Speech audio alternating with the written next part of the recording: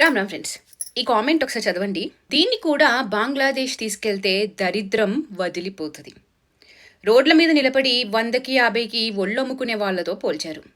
ఎవరి గురించి ఈ వీడియో ఎండయ్యేలోపు మీకే అర్థమైపోతుంది. అండ్ మీరంటారు ఒళ్ళమ్ముకునే వాళ్ళు చాలా బెటర్ అని చెప్పి. ఒకసారి వినండి.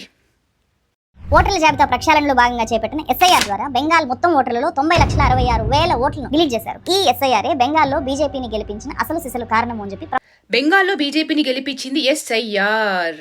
అదే అసలు సిసలు కారణం. ఈ ప్రపంచం మొత్తంలో నీచాతి నీచమైన జాతి ఏదైనా ఉంటుంది అంటే అది కమ్యూనిక్రిస్ట్ జాతి. వీళ్ళవి ఒక బతుకులేనా? ఈ మూత్రా మీడియా కూడా ఏమంటుందో వినేయండి. అనేది విషయమే కాదు, ప్రభుత్వాలు పడగొట్టడం, పార్టీని చేర్చడం లాంటి పనులు ఇప్పటివరకు చేస్తూ వచ్చింది ఆపరేషన్ లోటస్ పేరుతో. ఇప్పుడు తాజాగా మొత్తం ఎన్నికల ప్రక్రియని మ్యానిపులేట్ చేయడం కూడా నేర్చుకుంది. మూత్రం ఆగట్లేదు. కళ్ళ ముందే ఎన్ని ఫ్యాక్ట్స్ ఉన్నా, ఎందరూ బయటికి వచ్చినా, తమకి జరిగిన అన్యాయం గురించి చెప్తున్నా, ఒక పక్క రెజీమ్ చేంజ్ అయిందని సంబరాలు చేసుకుంటున్నా వీళ్ళు నోటితో విసర్జిస్తూనే ఉంటారు. ఈమె చూపించిన స్క్రీన్లో ఏముందో చూద్దామా? 63% హిందూ లోట్లు, 34% అబ్దుల్లా లోట్లు తొలగించారట. ఎడిటింగ్ చేసే అప్పుడు చూసుకోవాలి కదా కొంచెం. ఇలా దొరికిపోతే ఎట్లా? దొరికిపోయినా సిగ్గు ఎగ్గు లేకుండా నవ్వుకుంటూ వీడియోలు చేసే రకాలే. కానీ అదేంటి బీజేపీ అబ్దుల్లాస్ కన్నా ఎక్కువ హిందూ లోట్లు ఎలా డిలీట్ చేసింది? అలా చేస్తే ఓడిపోతారు కదా. అలా ఎలా చేసింది? అసలు ఒక్క హిందూ ఓటు కూడా తీయకూడదు కదా. ఓన్లీ అబ్దుల్లాస్వి టార్గెట్ చేసి మరి తీయాలి కదా వీళ్ళ ప్రకారం.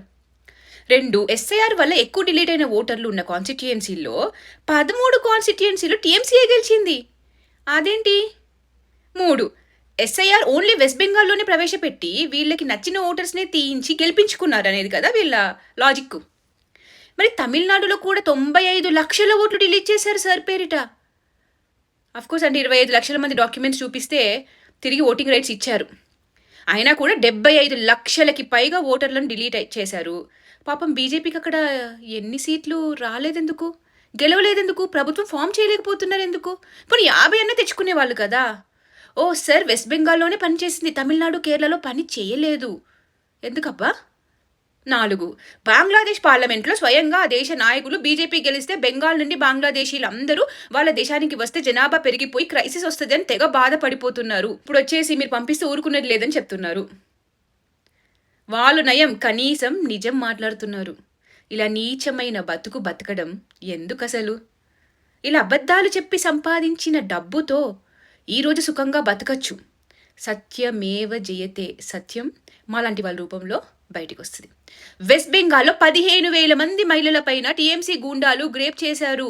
కోర్టులో కేసు వేశారు. సాయి దీపక్ గారు వాళ్ళ తరపున ప్రశ్నిస్తున్నారు, వాదిస్తున్నారు. ఈ రోజున వాళ్ళ ఉసురు ఇలాంటి వాళ్ళకి తగలకపోదు.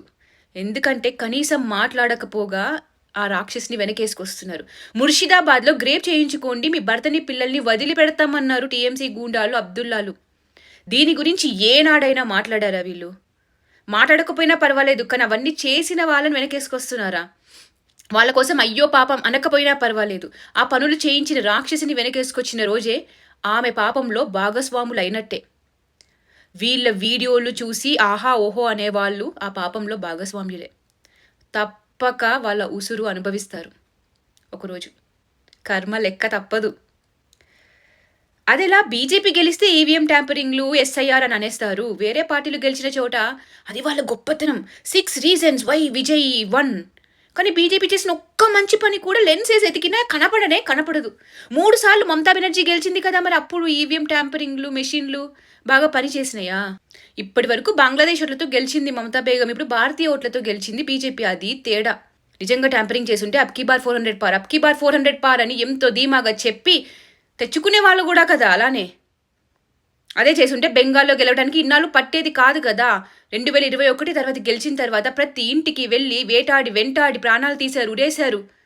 చీటింగ్ చేస్తుంటే తమిళనాడు, కేరళ, కర్ణాటక, పంజాబ్, హిమాచల్లో కూడా గెలిచి ఉండేది కదా బీజేపీ. హ్యాపీగా ఎన్నో బిల్లు పాస్ చేసుకునే వాళ్ళు కదా మెజారిటీ తెచ్చుకుని. ఇదిగో ఇన్ని వికలాంగుడు చేసింది టీఎంసీ గూండాలు. ఒక్కొక్కరు ఎంత సంతోషపడుతున్నారో కనపడటం లేదా? వాళ్ళ గురించి చెప్పడానికి నోరు రావటం లేదా? ఈ మహిళల గురించి మాట్లాడడానికి నోరు రావటం లేదా? కాంగ్రెస్ పార్టీ ఆఫీస్నే టీఎంసీ ఆక్రమించుకుంది. ఇన్ని రోజులు బీజేపీ గెలిచాక వెళ్ళి ఆఫీస్ వెనక్కి తీసుకుంటున్నారు. కమ్యూనిస్టుల ఆఫీసులు కూడా అలానే చేస్తే వాళ్ళు ఇప్పుడు తెచ్చుకుంటున్నారు. గత 24 గంటల్లో బీజేపీ ఎమ్మెల్యే తమ్ముడి ప్రాణం తీశారు. సువేందు అధికారి వాళ్ళ పిఏ ప్రాణం తీశారు. వాటి గురించి మాట్లాడడం అది తప్పని అడగము. నాసిక్ టీసీఎస్ కేసు గురించి మాట్లాడడం. ముర్షిదాబాద్, భారతదేశంలో ఉన్న వెస్ట్ బెంగాల్లో ఉన్న ముర్షిదాబాద్లో కాళీమాత ఆలయం మూసేసింది మమత. హిందువులు పూజ చేసుకోవద్దని చెప్పింది. ఈ రోజున తెరిచి పూజ చేసుకుంటున్నారు ప్రజలు. దీని గురించి మనం చెప్పం, మన కళ్ళు కనపడవు అసలు. ఇంకో కమెంట్ చూడండి. Successfully unsubscribed after this video. తలనుండు విషము ఫనికిని వెలయంగ దోకనుండు వృశ్చికమునకున్ దలదోక ఎనకయుండును కలునకు నిలువెల్ల విషము గదరా సుమతి. పాముకు విషం తలలో ఉంటుంది, కూరల్లో. తేలుకు తోకలో ఉంటుంది. కానీ దుష్టునికి, మూర్ఖునికి మాత్రం తలా తోక అనే తేడా లేకుండా శరీరం అంతా విషమే ఉంటుంది. వీళ్ళకి నాలుకలో ఉంటుంది. ఎందుకంటే ప్రతి ఒక్కళ్ళు విసర్జించింది తినే రకాలు కాబట్టి ఆశపడి. అలాంటి విషయానికి దూరంగా ఉండండి. మీరు కామెంట్ చేసినా తిట్టినా కూడా వాళ్ళ వీడియోకి రీచ్ పెంచినట్టే. వాళ్ళ యొక్క పాపంలో మీరు భాగస్వామ్యులు అయినట్టే. బీజేపీ మీద ద్వేషం ఉండొచ్చు, కానీ దేశం మీద ఉండడం ఇక్కడ ప్రాబ్లం. బార్డర్ ఫెన్సింగ్కి, సెక్యూరిటీకి భూమి ఇవ్వమంటే ఇవ్వకపోతే కోర్టుకి వెళ్ళారు సెంట్రల్ గవర్నమెంట్. అదేంటి సెంట్రల్ గవర్నమెంట్ వెళ్ళలేదా, తీసుకోలేదా అని మీరు అనొచ్చు. స్టేట్ అడ్మినిస్ట్రేషన్లో సెంట్రల్ వేలు పెట్టలేదు. స్టేట్ కంట్రోల్లో ఉన్నప్పుడు వాళ్ళు ఇవ్వాలి, చూపించాలి. ఇప్పుడు 600 ఎకర్లు ఇచ్చి 45 రోజుల్లో బార్డర్ ఫెన్స్ వేస్తాము చూడండి అని అంటున్నారు అమిత్ షాజీ. ఆయన కూర్చుని వీడియోలు చేయకపోతే ఆ 25 లక్షల మంది ఓట్లేవో తీసేశారని నెత్తినోరు మొత్తుకుంటున్నారు కదా సో కాల్డ్ ఇండిపెండెంట్ గంజాయి మొక్కలు. ప్రూఫ్స్తో కోర్టుకి వెళ్ళొచ్చు కదా. ఎవడాపాడు? కాళ్ళు చేతులు కట్టేశాడు ఎవడన్నా వెళ్ళొద్దని. నిరూపించవచ్చు కదా. అలా చేస్తే నిజం ఉంటే అందరూ సపోర్ట్ చేస్తారు. కూర్చొని వీడియో చేసి డబ్బులు ఏరుకోవాలి. 4,000 నోట్లోకి పోవడానిక ఇదంతా? ఇలాంటి వాళ్ళకి పేడలో ముంచిన చెప్పుతో సన్మానం చేయాలి. వద్దులే, పేడ ఫీల్ అవుతుంది. ఫైనల్లీ దేశద్రోహం చేస్తూ ఆడపిల్ల మాన ప్రాణాల మీద, శవాల మీద చిల్లర ఏరుకోవాలని చూసేవారి పతనం అంతకన్నా హీనంగా ఉంటుంది. ఈ రోజున అంతమంది ఆడపిల్లల యొక్క అవస్థని కూడా పట్టించుకోకుండా ఇంత దారుణంగా మాట్లాడుతున్నారు కదా వీళ్ళు. ఎవరికైనా దేశ్ పెహలే, నేషన్ ఫస్ట్, దేశమే, దేశ సెక్యూరిటీ మొదలు ఉండాలి. ఇంకా ఈ దేశద్రోహులని ప్రోత్సహించకండి. ఆడవాళ్ళు ఎలా ఉండకూడదు అంటే ఒక మమతా బేగం, ఒక మాహువా మూత్ర, ఒక గంజాయి మొక్క. ఇంకెవరైనా ఉన్నారా? కామెంట్ చేయండి. ఫస్ట్ ఇలాంటి దేశద్రోహ ఛానళ్ళ నుంచి అన్సబ్స్క్రైబ్ అవ్వండి. ఎలా ఉండాలి అంటే సునామీలాగా హిందువులు, దేశభక్తులు అందరూ కూడా సత్యమేవ జయతే, నాకు దేశం ఇంపార్టెంట్, దేశ్ పేలే అని ప్రూవ్ చేసుకోండి. ఇంకా చూస్తాం, వాళ్ళ పాపంలో భాగస్వామ్యులం అవుతాము అంటే అది మీ ఇష్టం. జై భారత్, జై హింద్.